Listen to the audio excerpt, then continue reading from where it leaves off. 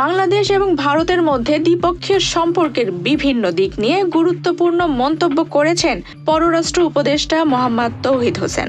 ওমানের মাস্কটে ভারত মহাসাগরীয় সম্মেলনের ফাঁকে ভারতীয় সংবাদ মাধ্যম দ্য হিন্দুকে দেয়া সাক্ষাৎকারে তিনি এ মন্তব্য করেন।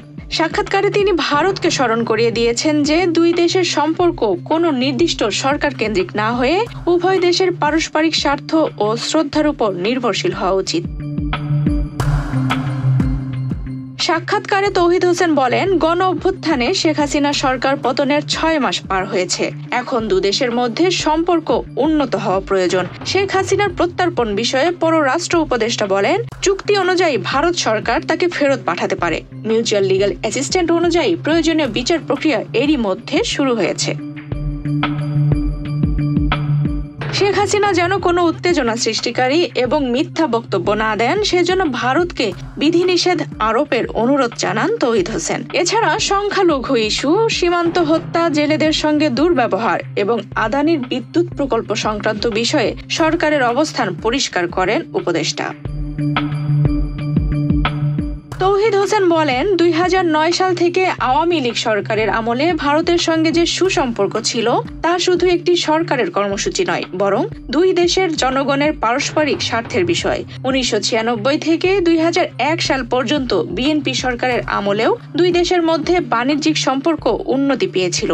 1996 থেকে 1997 সালে আমাদের গঙ্গা চুক্তি হয়েছিল। তাই আমাদের সম্পর্ক কখনো কোনো নির্দিষ্ট সরকার কেন্দ্রিক হওয়া উচিত নয়।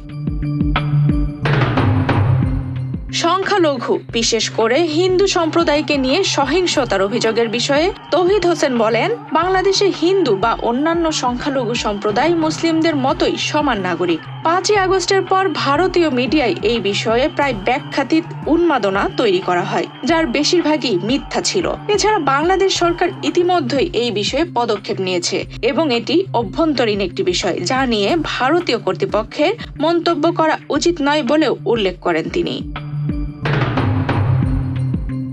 সীমান্ত হত্যা, জেলেদের সঙ্গে দুর্ব্যবহার নিয়ে তৌহিদ হোসেন দ্য হিন্দুকে বলেন, 2024 সালে সীমান্তে 24 জনকে গুলি করা হয়েছে।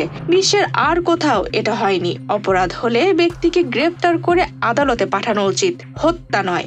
এই হত্যাকাণ্ড এখনো বন্ধ হয়নি, এটা বন্ধ করা উচিত।